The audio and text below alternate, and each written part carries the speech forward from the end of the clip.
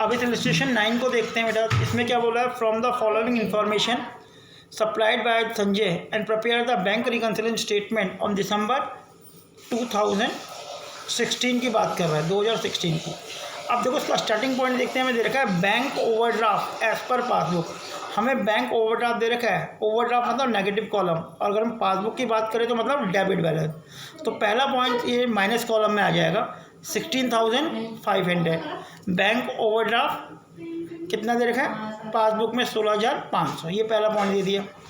अब दूसरा पॉइंट पढ़ते हैं बेटा, cheque issue but not presented for payment 8,750।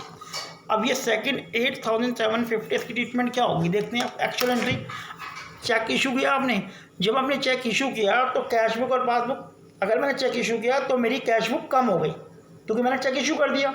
तो मतलब मैंने कैश बुक में क्या एंट्री करी होगी कि भाई बैंक से मेरा इतना पैसा कम हो गया, वो 8,750, लेकिन वो प्रेजेंट नहीं हुआ।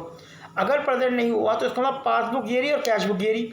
अब देखो बेटा, एक्चुअल एंट्री तो ये हो गई। रिकनसाइल किसका बैलेंस गिवन है, पहला पॉइंट पढ़ो, ओवरड्राफ्ट और पासबुक गिवन है। तो मुझे अगर इक्वल करना है तो मुझे इसको भी क्या करना पड़ेगा, कम करना पड़ेगा। और कम करने का मतलब माइनस है, तो इसका मतलब सेकंड पॉइंट की एंट्री माइनस कॉलम में आएगी। देखो याद रखिए 8,750 cheque issue but not presented for payment. Third point में आते हैं बेटा। थर्ड पॉइंट देखो क्या कह रहा है, cheque deposit with bank but not collected 10,500, कि आपने चेक डिपॉजिट किया बैंक में लेकिन कलेक्ट नहीं हुआ। अब एक्चुअली क्या हुआ, चेक जमा हुआ। चेक जमा हुआ तो हमने, ऑफिस ने क्या सोचा होगा, बिजनेस ने क्या सोचा होगा, क्लर्क ने, अकाउंटेंट ने, कि भाई उसका चेक जमा हो गया तो बैंक में जो उसका बैलेंस है वो बढ़ गया होगा, तो उसने कैश बुक के बैंक वालों को बढ़ा दिया 10,500 से, लेकिन वो बैंक कलेक्ट नहीं हुआ। अभी बैंक ने भी उसे जिससे लेना था कस्टमर से उससे लिया नहीं, या डिपॉजिट नहीं हुआ, तो बैंक को ही बढ़ाएगा अपना। तो डिफरेंस आ गया, कैश बुक ऊपर पासबुक नीचे। अब ये तो एक्चुअल एंट्री हो गई।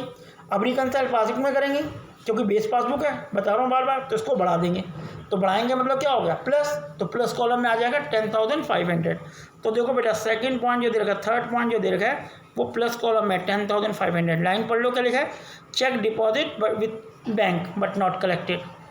ठीक है। अब देखो इससे पहले वाली सेकंड एंट्री कैश बुक थी, पासबुक की थी, ये कैश बुक की थी। अब देखो डिफरेंस आ रहा है, लेकिन हर सेकंड एंट्री आप किस में करोगे, पासबुक में, क्योंकि बेस क्या है, पासबुक है।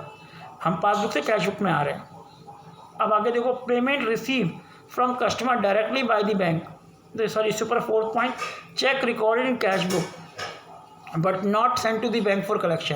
अब आपको $2 का चेक मिला, $2 का चेक मिला तो मेरे कैशियर ने कैश बुक में रिकॉर्ड कर दिया कि भाई बैंक में जमा कर दिया होगा, तो कैश बुक मेरी पड़ गई, लेकिन वो बैंक में नहीं करा जमा, तो कैश बुक ज़्यादा और पासबुक कम है। ये तो एक्चुअल एंट्री होगी। सेकंड एंट्री मैं पासबुक में ही करूँगा। ये बुक, ये हैंड, राइट हैंड मैंने पासबुक माना है, क्यों, तो स्टार्टिंग पॉइंट पासबुक से कैश बुक में आ रहा हूँ, तो पासबुक से कैश बुक में, तो पासबुक को बढ़ा दोगे, क्या करेंगे, प्लस करेंगे। तो जो सेकंड एंट्री कर रहे हैं वही इसके अंदर दिखाएंगे। तो 2,000 देखो बेटा प्लस कॉलम में आ गया fourth point, cheque record in cash book but not send to the bank 2,000। अगले पॉइंट में आते हैं, payment receive from customer directly by the bank. इसका मतलब क्या हुआ, इसका मतलब हुआ बैंक में डायरेक्टली कस्टमर ने पैसा जमा कर दिया। अगर कस्टमर ने डायरेक्टली बैंक में पैसा जमा कराया तो इसका मतलब क्या हुआ, इसका मतलब मेरे बैंक में जमा किया तो मेरी पासबुक बढ़ गई होगी, तो मेरी पोजीशन ये आ गई, मेरी पासबुक ज़्यादा और कैश बुक कम है। इक्वल करने के लिए क्या करूँगा, दूसरी एंट्री तो पासबुक में ही होनी है इस क्वेश्चन में, क्योंकि स्टार्टिंग पासबुक है, तो मैं इक्वल करने के लिए पासबुक को कम कर दूंगा। तो कम करने का मतलब माइनस, तो ये माइनस कॉलम में आ जाएगा। फोर्थ पॉइंट देखो, जो इसने फोर्थ पॉइंट किया, पेमेंट 3,500, तो रिसीव जो, सॉरी फिफ्थ पॉइंट जो है, देखो ये आ गया माइनस कॉलम में 3,500। फिर bank charges debit in passbook, passbook debit मतलब माइनस, तो पासबुक मतलब पासबुक माइनस हो गई, कैश बुक ऊपर है, पासबुक नीचे है। इक्वल करने के लिए पासबुक को ही ऊपर करना पड़ेगा क्योंकि स्टार्टिंग पॉइंट पासबुक है, तो अब मैं राइट हैंड को ऊपर करूँगा, पासबुक प्लस, तो प्लस कॉलम में आ गया बैंक चार्जेस वाला 200। अगला, premium for life insurance Sanjay paid by the bank standard advice 1,500 रुपये। अब बैंक ने 1,500 रुपये पे कर दिए, नहीं 1,980 रुपये ये पे कर दिए, तो मेरी पासबुक कम हो गई होगी। पहली एक्चुअल एंट्री हो गई। अब एक्चुअल एंट्री आप देख रहे हो किसी क्वेश्चन में कैश बुक में हो रही है, पॉइंट में किसी पासबुक में, लेकिन सेकंड एंट्री पासबुक, तो ये पोजीशन है।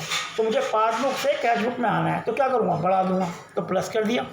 प्लस कॉलम में ये रहा प्रीमियम वाला लाइफ प्रीमियम 1980। अब bill for 3,000 discounted with the bank on November dishonour.